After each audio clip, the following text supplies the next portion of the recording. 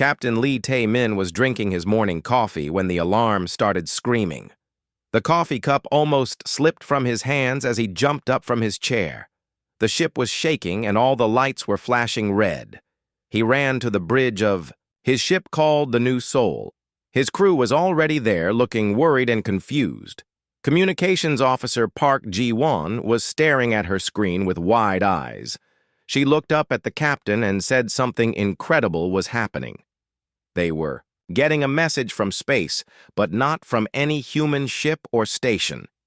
The message was coming from very far away, much farther than any human had ever traveled before. The computer was trying to translate the words, but they were in a strange alien language that no one had ever heard. The translation was not perfect, but they could understand enough to know what was happening. Someone out there was asking for help. Dr. Kim So-ra was the ship scientist, and she was very excited. She had been studying alien life for many years, but had never found any real proof that aliens existed. Now they had proof, and the aliens were talking to them. She started recording everything and taking notes as fast as she could. The alien message kept coming through. The speakers. The voice sounded scared and desperate. They said their name was the Veltar, and they were in terrible trouble. A very bad group called the Kreks. Dominion had attacked their home planet. Their cities were burning and their people were running away to hide. The aliens said they had been sending messages across the galaxy for months, but no one had answered. They were running out of time. The bad aliens had better weapons and better ships. The Veltar could not fight back much longer. They needed someone to come help them, or they would all die. Engineer Choi Min-ho was checking where the message came from. He found out it was coming from a star system that was 47 light-years away from Earth. That was very far, but their ship could make the trip if they wanted to. The journey would take about 3 weeks in hyperspace. Captain Lee called all his important crew members to the meeting room. They sat around a big table and talked about what they should do. The New Seoul was not a fighting ship. It was made for exploring space and doing science experiments.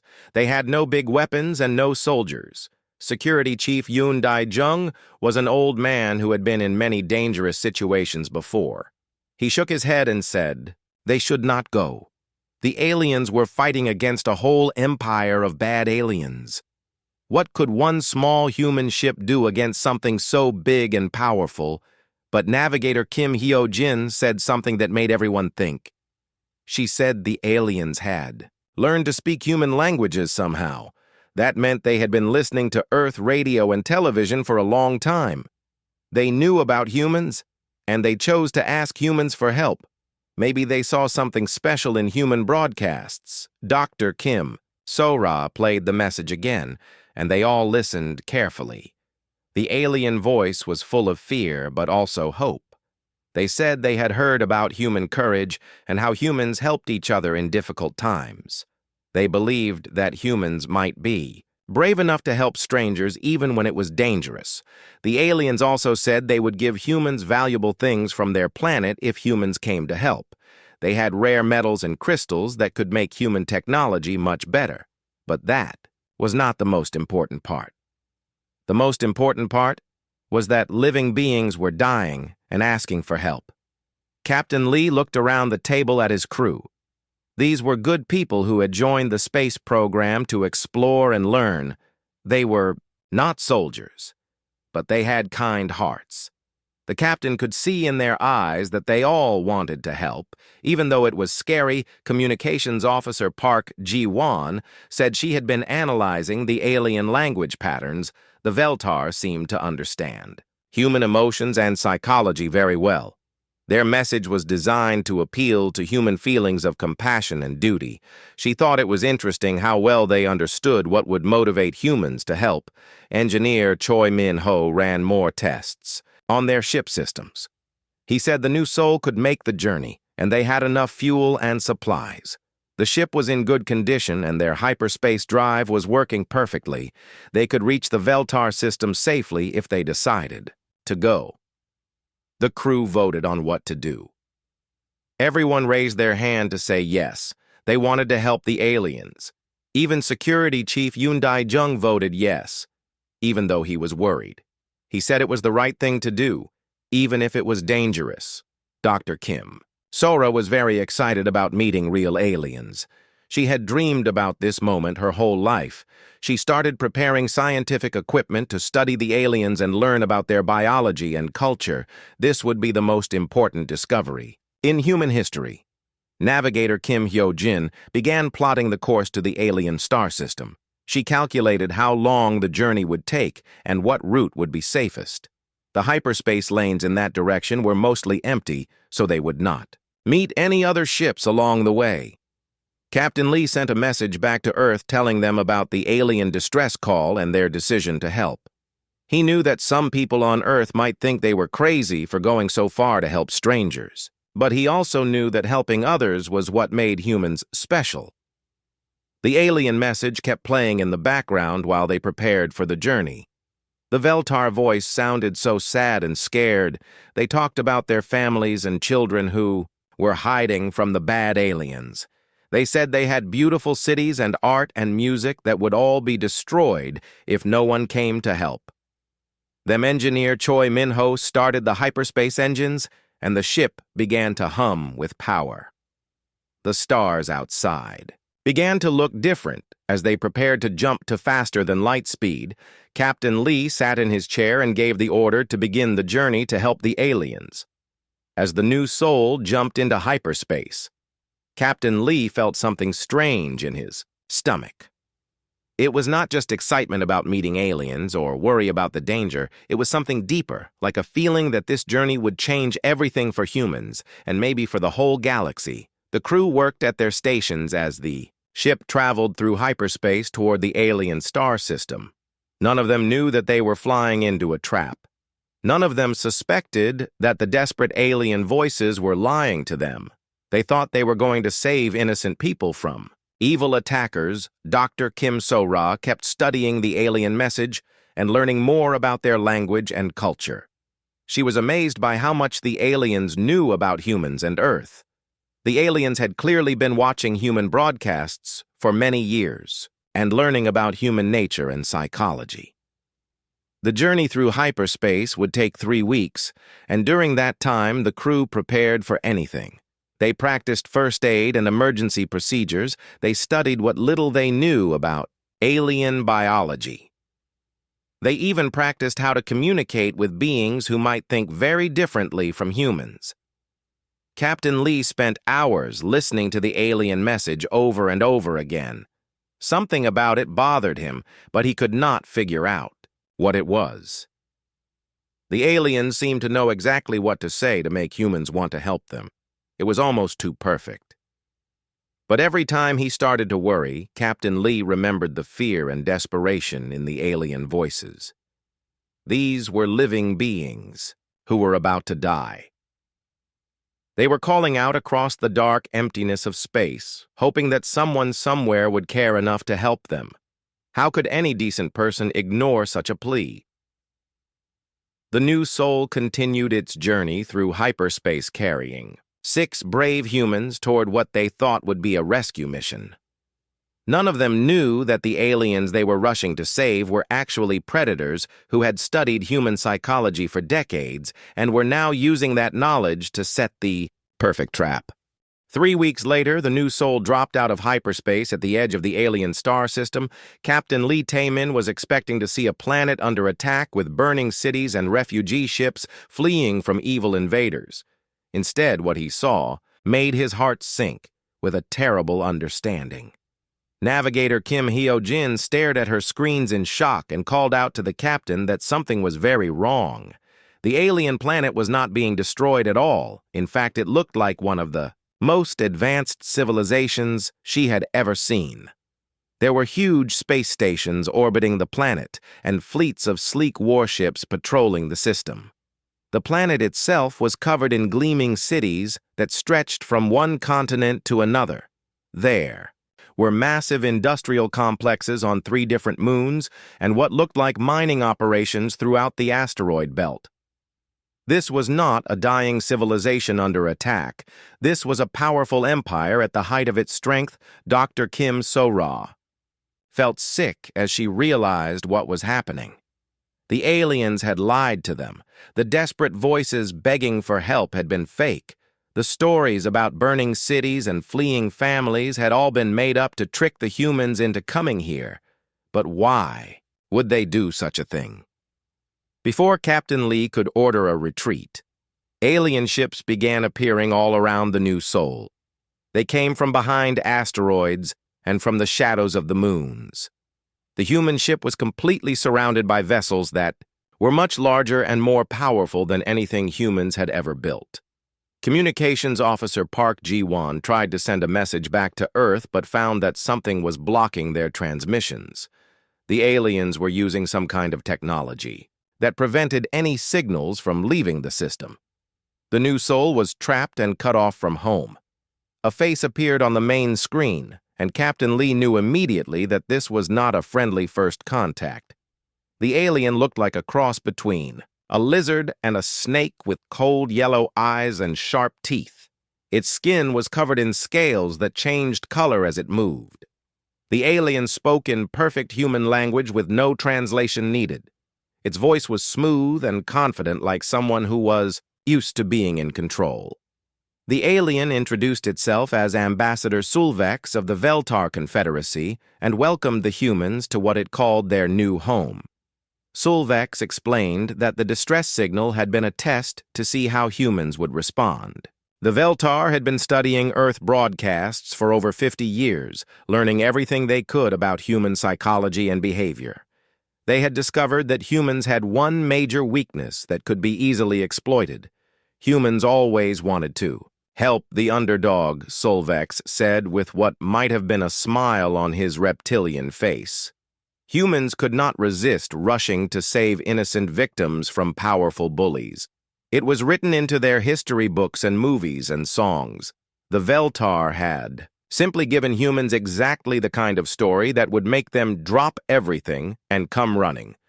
Engineer Choi Min-ho realized that every detail of the original distress call had been carefully planned. The mentions of families and children in danger had been designed to trigger human protective instincts. The descriptions of inferior weapons and hopeless odds had been crafted to make humans want to even the fight. The aliens had studied human wars and conflicts throughout history. They knew that humans fought hardest when they believed they were protecting innocent people from cruel oppressors. They had turned human compassion into a weapon against them. Dr. Kim. Sora asked why the aliens would go to so much trouble just to capture one human ship. Sulvex laughed and explained that the New Sol was not the prize. Earth itself was what they wanted. The humans had led them straight to their home planet by leaving a hyperspace trail that was easy to follow. The Veltar Confederacy was expanding across the galaxy, absorbing other civilizations through conquest or trickery. Earth was in the perfect location to serve as a staging area for their next wave of expansion. The solar system had good planets for mining, and the humans themselves would make useful workers once they were properly controlled. Security Chief Yoon Dae-jung had been in enough fights to recognize a threat when he saw one. He quietly began preparing the ship systems for a possible escape attempt, but the alien ships around them were too numerous and too advanced. There was no way the New Sol could fight its way out. Sulvex offered the human crew a choice that was not really a choice at all. They could serve as ambassadors to help, arrange Earth's surrender peacefully, or they could watch their home planet burn from space as an example to other species. The Veltar scout fleets were already on their way to Earth following the trail the New Sol had left behind. Captain Lee felt anger building inside him like nothing he had ever experienced before. These aliens had used human kindness against them. They had pretended to be helpless victims to lure good people into a trap. They had turned the best part of human nature into bait for their cruel games. The alien ambassador seemed to enjoy explaining how clever his people were. They had conquered dozens of species using similar tricks. Each civilization had its own weaknesses that could be exploited. The Veltar were experts at finding what motivated different species and then using those motivations to control them. Navigator Kim Hyo-jin was trying to calculate how long they had before the alien fleets reached Earth. The scout ships had probably left weeks ago, while the new Sol was still traveling through hyperspace. Earth had maybe 6 months before the invasion began, and they had no idea what was coming. Communications officer Park Ji-won kept trying to send warning messages to Earth, but the alien jamming was too strong. She could not even send a simple signal to let Earth know they were in trouble. The people back home would assume the new Sol was still on a peaceful exploration mission. Dr. Kim Sora realized that the aliens had made one crucial mistake in their research. They had studied human history and psychology very carefully, but they had focused on the wrong things. They had learned about human compassion and heroism, but they had missed something much more important. Solvex continued, talking about how easy it would be to control Earth once the Veltar fleets arrived. Humans were emotional and predictable creatures who could be manipulated through their feelings. The aliens had already prepared propaganda broadcasts that would convince most humans to surrender without fighting. The ambassador explained that resistance would be pointless. Human technology was centuries behind Veltar science. Human weapons could barely damage alien shields, and human ships were too slow. To escape alien pursuit, Earth had no choice but to accept its fate. As the newest member of the Veltar Confederacy, Captain Lee stared at the screen, feeling the weight of his species' fate pressing down on him. The alien was probably right about human technology being inferior and human weapons being weak. But Solvex had made a serious error in his understanding of human psychology. The Veltar had studied human compassion and learned how to exploit it. They had researched human heroism and found ways to manipulate it, but they had completely missed the most dangerous aspect of human nature. They had never bothered to learn what happened when human compassion was betrayed and human trust was broken. As Solvex finished his speech about inevitable conquest, Captain Lee realized that the aliens had awakened something they did not understand. They had studied human kindness, but they had never encountered human rage. They were about to discover that the species they thought was weak and predictable had another side entirely. The new Sol remained surrounded by alien warships while its crew planned their next move. But back on Earth, the 6-month countdown to invasion had already begun, and humanity was about to show the galaxy what happened when someone made the mistake of threatening their home. Back on Earth, something was happening that had never occurred before in human history. The leaders of every nation on the planet were sitting in the same room at the same time. The emergency session of the United Earth Council was taking place in Geneva, and everyone knew that what happened in the next few hours would decide the future of humanity. Admiral Hwang Min-soo stood at the front of the giant meeting hall, looking at representatives from every country on Earth. He had just finished reading the last transmission from the new Sol before the aliens had cut off their communications. The news should have caused panic and chaos, but instead something else was happening. The room was completely silent, but it was not the silence of fear. It was the silence of anger. Every person in that room had the same expression on their face. They looked like people who had just been told that someone was planning to hurt their family, and they were deciding what to do about it. President Chen of the Earth Federation spoke first. Her voice was calm and steady as she announced that all normal government operations were suspended immediately. Every military base, every research facility, and every factory on Earth was now working for one purpose only: to prepare for war against an enemy that thought humans were easy to defeat. The aliens had given humanity 6 months to surrender, but President Chen had other plans. She activated something called Protocol 7, which was a secret plan that had been developed years ago when scientists first detected possible alien signals from space. It was a plan that turned the entire planet into one giant weapon. Dr. Park Yeon-woo was the smartest physicist on Earth, and now he had unlimited money and resources to work with. Every laboratory, every computer, and every scientist on the planet was put under his command. His job was to turn human science into human weapons in less than 6 months. The challenge seemed impossible. Human technology was hundreds of years behind the aliens. Humanity had never fought a space war before, and their weapons were designed for fighting other humans, not advanced aliens with energy shields and faster-than-light travel. But Dr. Park had an idea that made him smile. The aliens had better technology because they had been developing it for thousands of years, but humans had something the aliens did not have. Humans had spent centuries learning how to fight total war against enemies who were just as smart and just as determined as they were. Engineer Wan Su-jin was put in charge of converting every spacecraft in the solar system into instruments of war.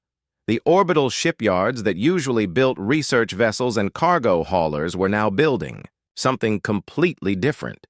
They were building ships designed by people who understood that sometimes you had to fight dirty. To win, cargo ships became stealth bombers, loaded with nuclear weapons that could be launched from unexpected angles. Passenger liners were turned into missile platforms that could fire hundreds of projectiles at once. Research stations became electronic warfare centers that could jam alien communications and blind their sensors. General Park Kyung-min had studied every war in human history, looking for tactics that could work against technologically superior enemies. He found his answers in the resistance movements and guerrilla fighters who had defeated much stronger armies throughout human history. Key was not to fight the kind of war the enemy expected. Instead of trying to match alien technology, humans would use the one advantage they had over every other species in the galaxy. Humans were completely unpredictable and absolutely refused to give up even when defeat seemed certain. Every human settlement in the solar system was turned into a fortress. Mining bases on the moons became weapons platforms, space stations became missile launchers, even the research outposts on the outer planets were equipped with devices that could detect alien ships and send warnings back to Earth. Dr. Park Yan-woo made a breakthrough that changed everything. He realized that human technology was not behind because humans were stupid. It was behind because humans had focused on different things. While the aliens had perfected energy weapons and defensive shields, humans had perfected something else entirely. Humans had perfected the art of making things explode in very creative ways. Every human weapon, from the first gunpowder bombs to modern nuclear missiles, was designed around the same principle. Take something stable and make it very unstable very quickly in a very small space. The aliens used elegant energy beams and sophisticated particle weapons that took enormous amounts of power to operate. Human weapons were crude and simple and used basic chemistry and physics that any human engineer could understand and improve. Engineer Wan Su-jin discovered that human industrial equipment could be turned into devastating weapons with just a few modifications. Mining lasers became ship killers, construction explosives became space mines, manufacturing robots became automated gun platforms. The transformation of human civilization happened faster than anyone thought possible. Every person on Earth understood that they were fighting for the survival of their species. There was no time for politics or arguments. Everyone worked together with a unity that had never existed before. Communications. Networks that usually carried entertainment and news were converted to military command systems. Factories that made cars and computers were retooled to produce ammunition and armor. The entire economic system of Earth was reorganized around one goal: stopping the alien invasion. As the weeks passed, human ingenuity began to show itself in ways that would have impressed the aliens if they had been paying attention. Weapons appeared that used principles the aliens had never encountered before. Tactics were developed that no other species had ever tried. The most important change was not in technology, but in attitude. The human race had been insulted and threatened by aliens who thought they understood human psychology. The aliens believed humans were soft and emotional creatures who could be easily controlled through manipulation. They were about to learn that human emotions included more than just compassion and heroism. Human emotions also included rage and determination and a burning desire to prove wrong anyone who underestimated them. Dr. Kim So-ra had been right when she realized the aliens had made a crucial mistake. They had studied human kindness, but they had never studied human warfare. They had learned about human heroes, but they had never learned about human soldiers. The aliens had conquered other species by understanding their psychology and exploiting their weaknesses, but human psychology included something that most other species lacked: the ability to become more dangerous when threatened and more creative when desperate. President Chen addressed the planet on the day the alien scout ships were detected entering the outer solar system. She did not speak of surrender or negotiation.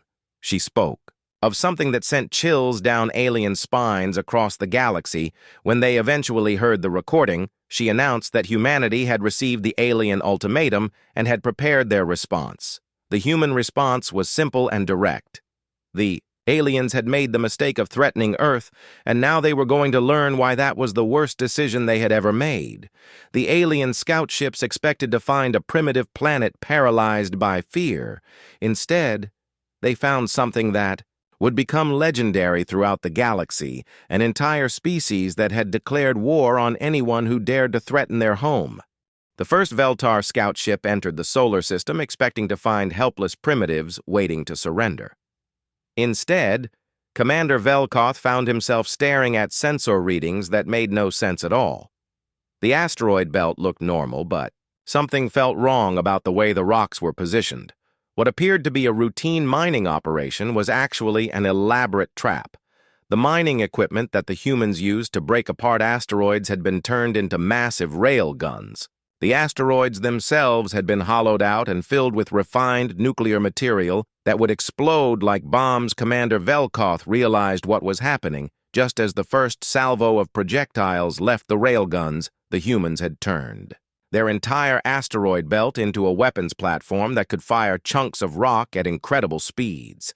His shields were designed to stop energy weapons, not solid projectiles moving at a significant fraction of the speed of light. The Veltar scout ship was destroyed before it could send a warning message to the main fleet. The explosion was visible from Earth as a bright flash that lasted for several seconds. Engineer Wan Su-jin watched from the command center and smiled as she realized their trap had worked perfectly. Back on the main Veltar fleet, Admiral Kexron was starting to worry. His scout ship had simply disappeared without any communication.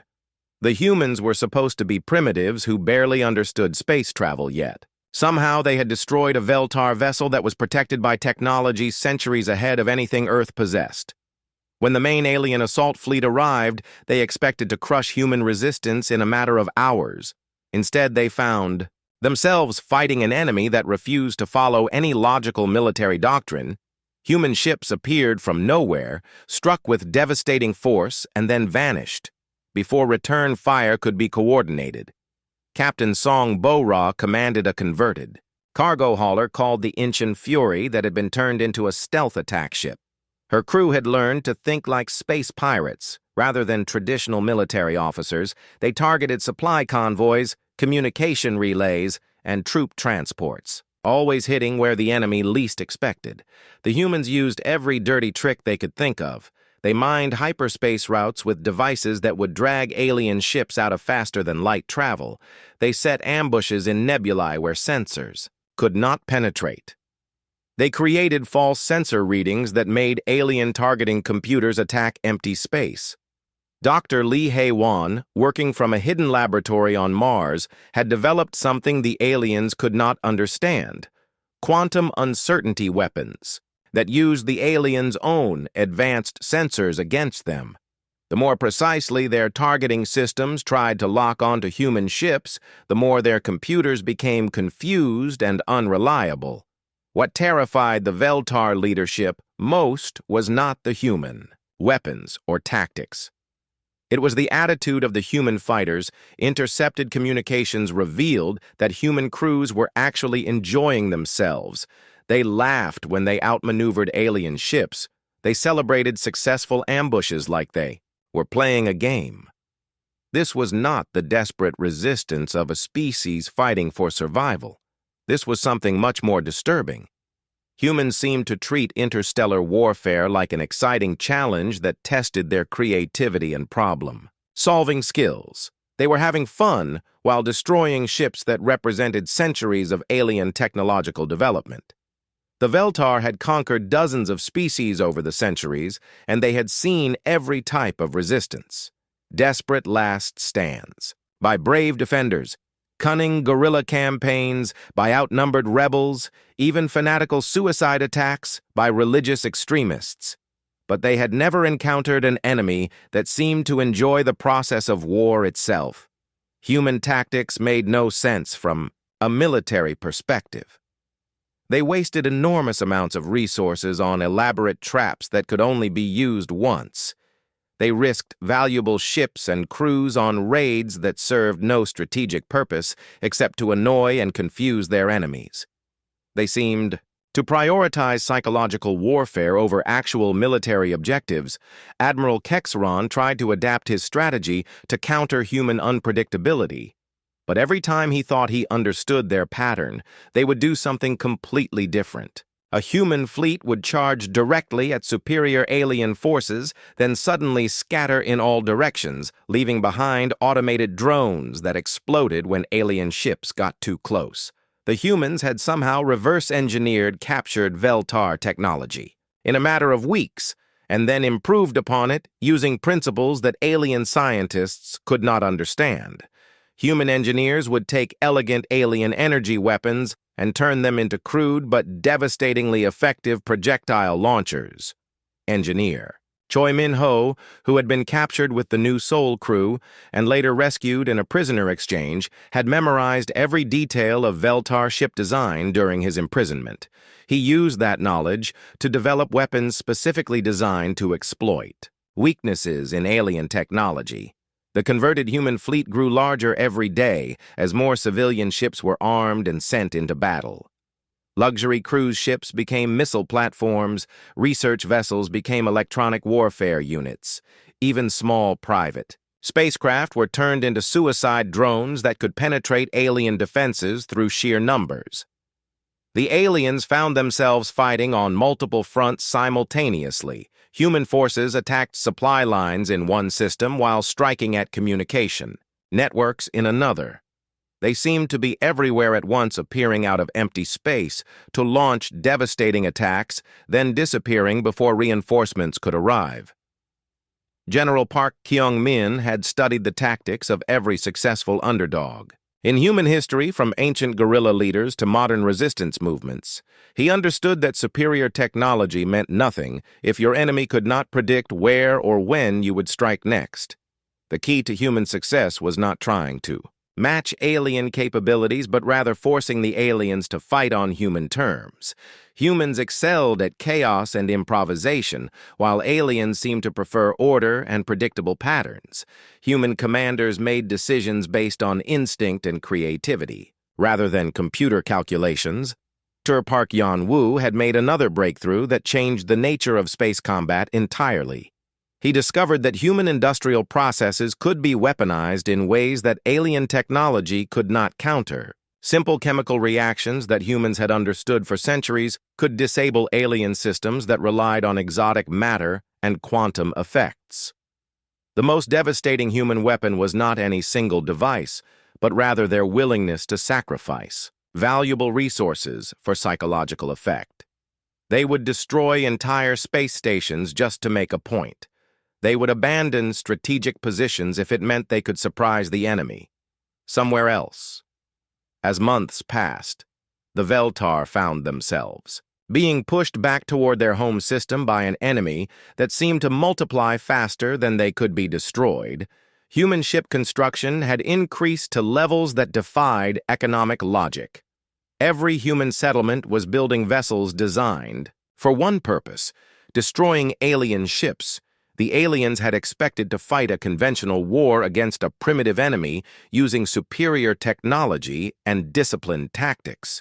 Instead, they found themselves trapped in a nightmare conflict against opponents who treated war like an art form and seemed to invent new ways to kill alien ships every day. Admiral Kexron faced a choice that no Veltar commander had ever confronted in 1,000 years of expansion. He could continue fighting an enemy that refused to be defeated, or he could retreat and face the disgrace of being the first admiral in Confederacy history to lose a war against supposedly inferior opponents.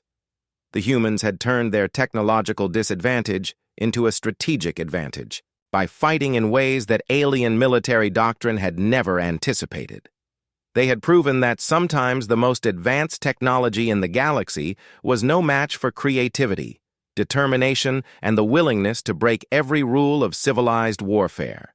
6 months after the first alien scouts entered the solar system, the Veltar Confederacy faced something that had never happened in their 1,000-year history of conquest, total defeat, at the hands of a species they had considered primitive. The nightmare that began as a simple conquest had spread across multiple star systems and showed no signs of stopping. Admiral Kexron stood on the bridge of his flagship, looking at tactical displays that told a story of complete military collapse. His once mighty fleet had been reduced to a handful of damaged ships, limping back to the Veltar home system. The humans were pursuing them with forces that seemed to appear from nowhere. The human fleet had somehow grown from a few converted civilian ships to an armada that outnumbered the original Veltar invasion force. Human shipyards in the outer solar system were producing vessels at a rate that defied everything the aliens knew about industrial capacity and resource management. Captain Lee Taemin was back in command of the new Sol, which had been returned to him as part of a prisoner exchange, but it was no longer the peaceful research vessel that had first responded to the fake distress call engineer Choi Min-ho had used. His time in captivity to study every aspect of Veltar technology.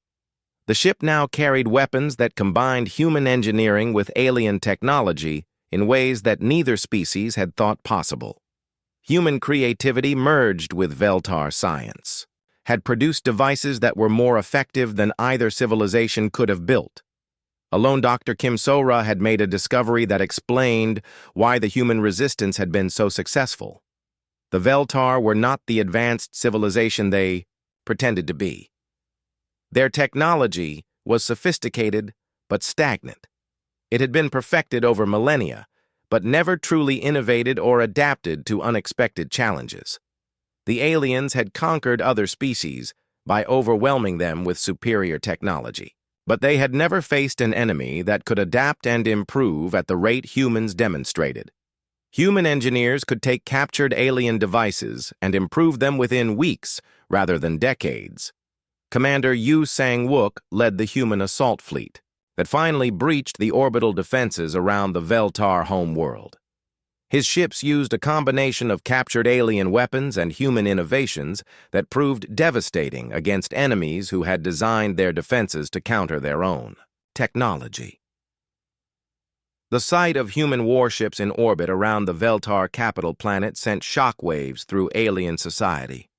Citizens who had been told that humans were primitive savages now watched through their windows as Earth vessels patrolled their skies. The psychological impact was almost as devastating as the military defeat. Ambassador Sulvex, the same alien who had gloated over human naivety and predicted easy conquest, now found himself in the humiliating position of begging for mercy from the species he had tried to manipulate.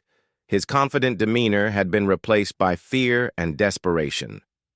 Captain Lee stood on the bridge of the new Sol, looking down at the world that had orchestrated the attempted destruction of Earth. The irony was not lost on him.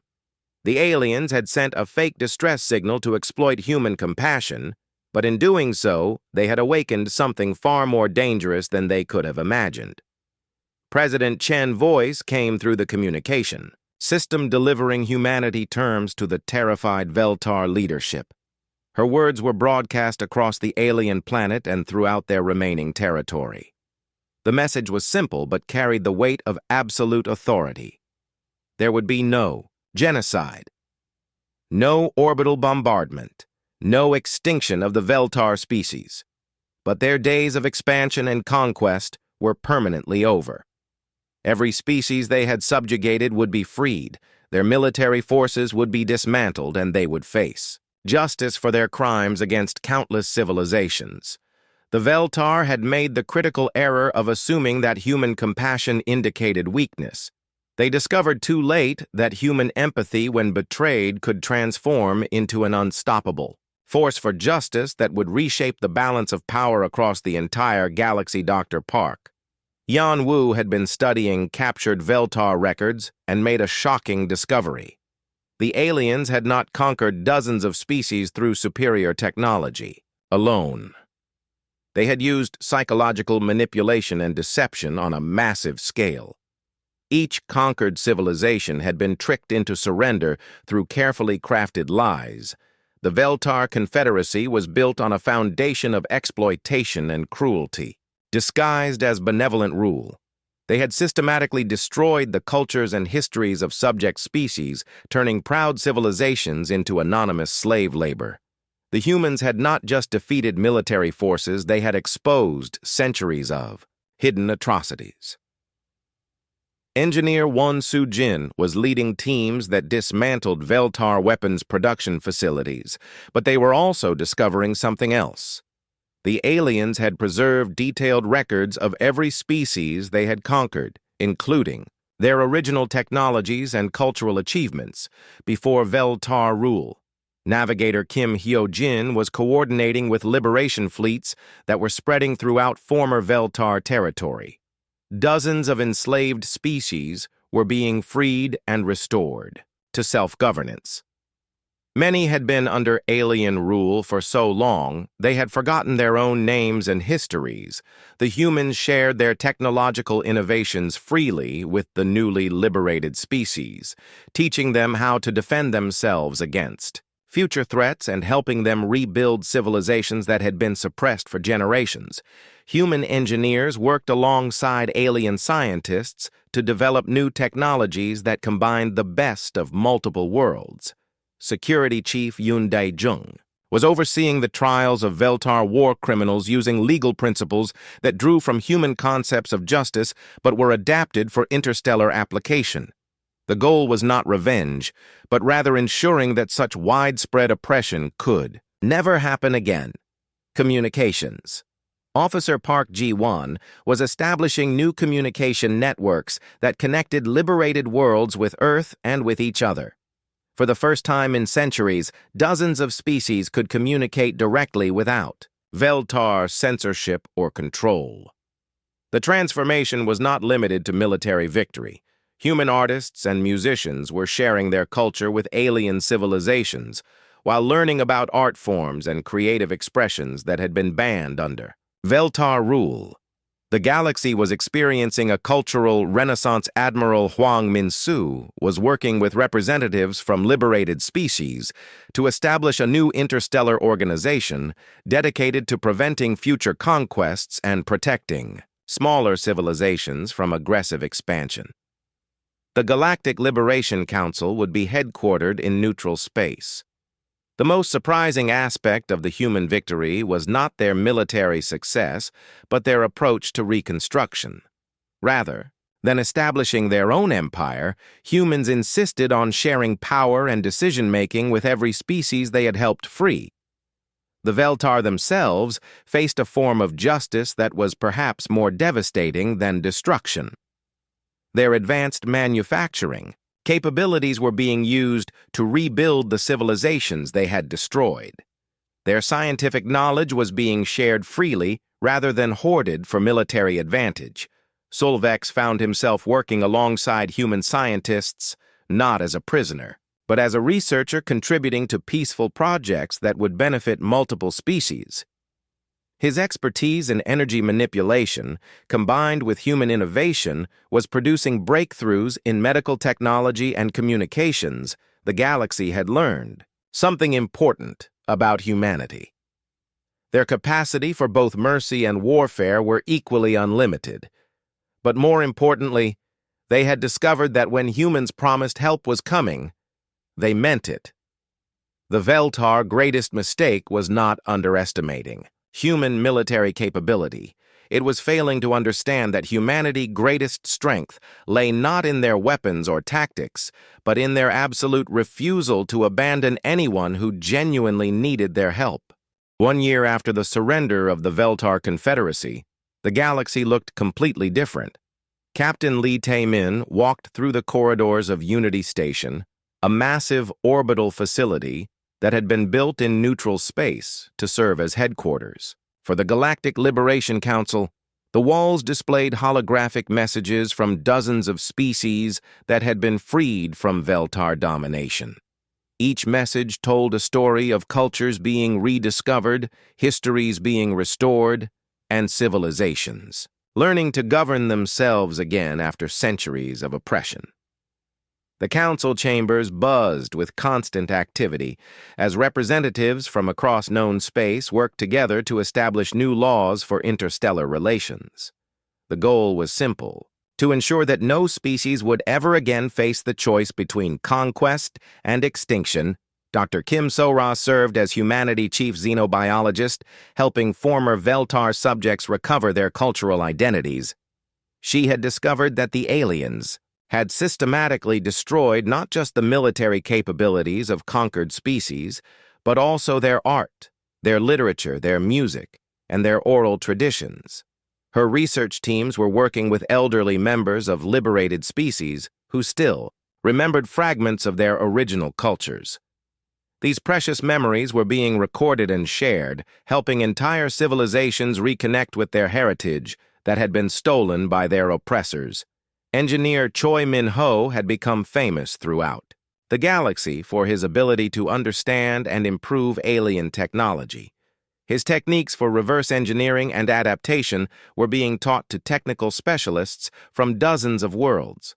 The sharing of knowledge was accelerating technological development across multiple species. The most remarkable achievement was not any single invention, but rather the collaborative approach to problem solving. Human creativity combined with alien expertise was producing solutions that no single species could have developed alone. Admiral Hwang Min-soo commanded the Galactic Peacekeeping Force, a joint fleet composed of ships and crews from dozens of different worlds.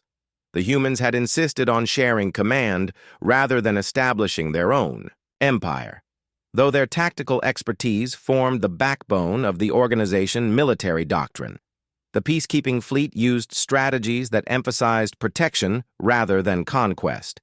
Their mission was to respond to distress calls and prevent aggressive expansion by any species. The galaxy had learned from the Veltar experience that unchecked military power inevitably led to oppression. The former Veltar faced a different kind of justice than anyone had expected. Rather than punishment, they were being forced to make amends. Their advanced manufacturing capabilities were being used to rebuild the worlds they had damaged, while their scientific knowledge was being shared to benefit everyone. Sulvex, the former ambassador who had once gloated about human weakness, now worked alongside Dr. Park Yeon-woo in a research facility dedicated to peaceful applications of advanced physics. His expertise in energy manipulation combined with human innovation had led to breakthroughs that benefited the entire galaxy. The most important discoveries were in medical technology and faster-than-light communication. Systems that had once been used for war and control were being adapted to heal injuries and connect distant civilizations. The same alien technology that had oppressed billions was now improving their lives. President Chen addressed the Galactic Council from Earth. Her words broadcast across hundreds of star systems. She spoke about humanity's vision for the future, a galaxy where no species would face extinction alone, where distress calls would be answered with genuine aid rather than predatory deception. The new galactic order was based on principles that the Veltar had never understood: cooperation rather than domination, sharing rather than hoarding, protection of the weak rather than exploitation. The strong would use their power to defend those who could not defend themselves. Captain Lee often reflected on the strange chain of events that had led to this moment. The Veltar fake distress call had been designed to exploit human compassion, but it had ultimately resulted in the liberation of countless oppressed species. The aliens had triggered exactly the response they had most feared. Engineer Won Soo-jin was leading projects that connected liberated worlds through trade networks and communication systems. Species that had been isolated under Veltar rule were now learning about each other and sharing technologies, resources, and cultural exchanges. Navigator Kim Hyo-jin was training the next generation of galactic explorers, teaching them not just the technical skills needed for interstellar travel, but also the diplomatic protocols for first contact with new species. The goal was to ensure that future encounters would lead to friendship rather than conquest. Dr. Lee Hai-won had established research stations throughout the galaxy where scientists from different species worked together on projects that benefited everyone. The quantum uncertainty principles that had been weaponized during the war were now being used to develop new forms of transportation and energy generation. Communications Officer Park Ji-won was coordinating the galactic communication network that allowed instant contact between star systems separated by thousands of light years. The same technology that had been used for military coordination was now connecting families and friends across the galaxy. The transformation went beyond technology and politics. The galaxy was experiencing a cultural renaissance. As species that had been suppressed under Veltar rule began expressing themselves again, art forms that had been banned for centuries were being revived and shared with other civilizations.